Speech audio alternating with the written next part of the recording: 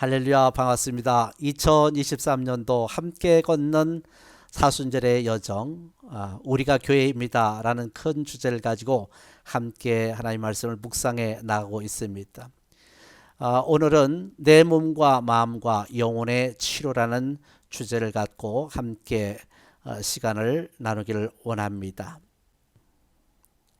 너희 중에 고난당한 자가 있느냐? 그는 기도할 것이요 즐거워하는 자가 있느냐? 그는 찬송할지니라.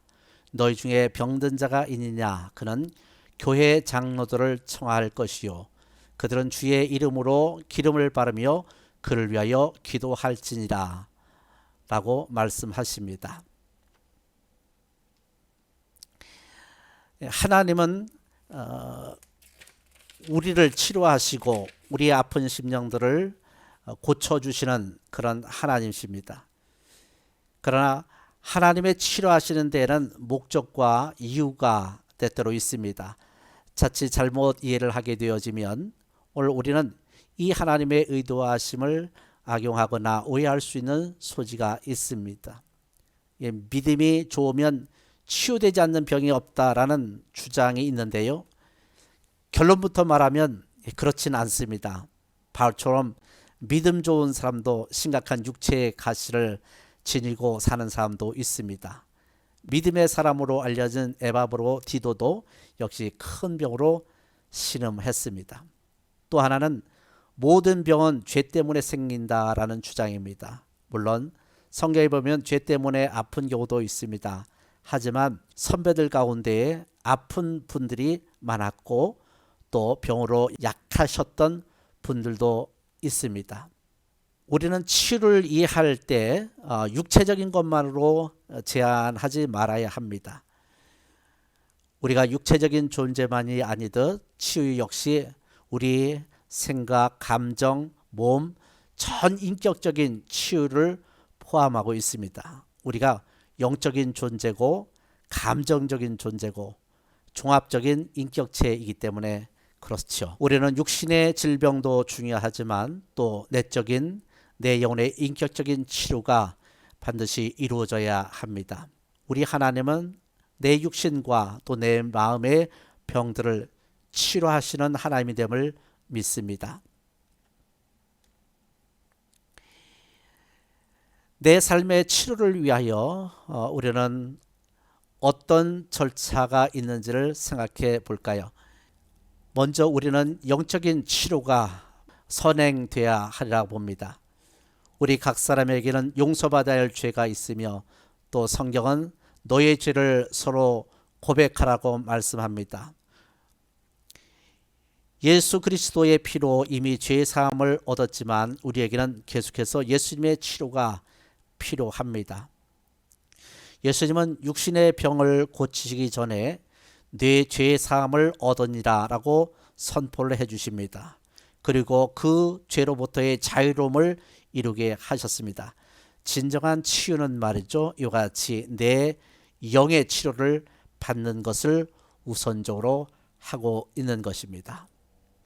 둘째로 우리의 영적인 치유뿐만 아니라 정서적인 치유가 필요합니다. 수많은 혼잡한 사회생활 가운데 우리는 엄청난 스트레스와 마음의 상처와 아픔을 겪습니다. 상해진 감정, 삐뚤어진 우리들의 반감, 수많은 우여곡절 가운데 우어지는 우리의 내적인 모든 아픔들은 이제 하나님의 은혜 가운데 예수 앞에 내적인 치료를 받아야 하는데 이것은 예수 그리스도를 통하여 이루어지는 하나님의 치유의 역사입니다. 셋째는 육체적인 치유가 필요하지요. 주님만큼 우리의 육체의 특성과 우리의 참 신비한 기능들을 훤히 아시는 분은 없으실 겁니다. 하나님은 이 같은 아픔을 갖는 모든 사람들에게 가슴 아파하시고 안타까워하시고 눈물 흘리며 불쌍히 여겨주시는 그런 하나님이십니다. 네 번째로 생각해보면 관계적인 치유가 있는데요. 우리는 이런 관계적인 치료가 필요합니다. 우리 생활 속에 꼬이고 뒤틀리고 건강하지 않는 관계의 이러한 짐 때문에 우리는 병들어 갑니다. 깨어진 관계가 회복되면 그 치료의 결과가 신체적으로도 나타납니다. 표정이 밝아지고요. 육신의 아픔까지도 치료됩니다. 깨어진 관계를 방치한 채 아파하는 것은 하나님의 뜻이 아닙니다. 다섯째로 기억의 치료가 필요하죠. 새롭게 출발하려면 반드시 과거의 아픔이 치료되어야 합니다. 해결되지 않는 죄책감과 심리적인 상태가 우리를 끌고 가지 않도록 우리는 그 치료를 받아야 하는 것이죠. 어떻게 치료가 가능할까요? 지금까지 우리가 전인격적인 치료의 필요성과 그 종류에 대해서 살펴봤습니다만, 그러면 어떤 조건 아래서 치료가 일어날 수 있을까요? 첫 번째로 자신의 문제를 알아야 합니다. 예루살렘 교회의 진실한 목자인 야고보 사도는 이렇게 묻습니다. 너희 중에 고난당하는 자가 있느냐? 너희 중에 병든 자가 있느냐라고 말입니다. 이는 내가 가진 문제가 무엇인지 제대로 진단하라는 것입니다. 앞서 5가지 치유 영역 중 우리는 어디에 해당되는지를 지혜롭게 살펴봐야 합니다. 치유를 위해 먼저 말씀과 기도로 하나님을 찾되 필요하다면 약을 먹어야 할지, 교회 안에 성숙한 신앙 선배들을 찾아가야 할지, 그것에서 상담을 받아야 할지 올바른 처방이 내려져야 합니다. 둘째는 문제에 공동체적으로 대처해야 합니다. 야고보 사도의 다음 권면은 귀담아 들을 중요한 내용입니다.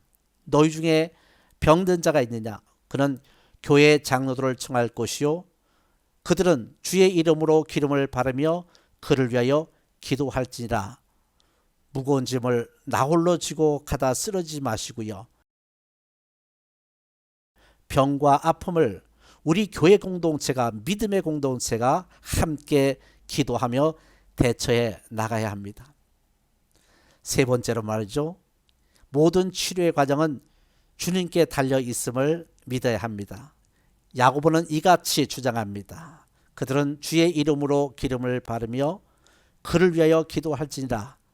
모든 치유는 주께서 하십니다. 우리 주위에 신유의 은사를 받은 분도 있습니다. 이들 역시 하나님의 도구일 뿐 치유는 하나님이 하십니다. 치유가 주님의 손에 달려 있음을 인정하고 어린아이가 어머니의 품에 안기듯 전적으로 주님을 신뢰하십시오. 영적으로든지 정서적으로든지 육체적으로든지 관계적으로든지 과거의 기억에든지 주님은 우리를 전인격적으로 치료하십니다. 주님은 언제나 우리의 연약함을 동정하시는 분이기에 주님께 나가면 참 좋은 하나님께서 우리의 영역을, 약함을 반드시 치료해 주시는 그런 하나님이 됨을 믿습니다. 오늘 이 한 주간도 우리 사랑하는 가족 여러분, 여러분의 생활 속에 주님의 놀라운 치료의 역사가 임하기를 원합니다. 육신도, 영혼도, 정서도, 사람의 관계도 말이죠. 주님은 반드시 고치시는 하나님이 됨을 믿습니다. 이제 우리는 함께 생각해 보고자 합니다. 그동안 치료에 대해 잘못 알고 있는 부분이 무엇인지 정리해 봅시다. 주변의 치료와 관련하여 그랬던 이해를 가진 사람들에게 오늘 깨달은 말씀을 나누면 어떨까요? 또 두 번째로 5가지 치료의 영역 중 내게 절실히 필요한 것은 무엇일까요?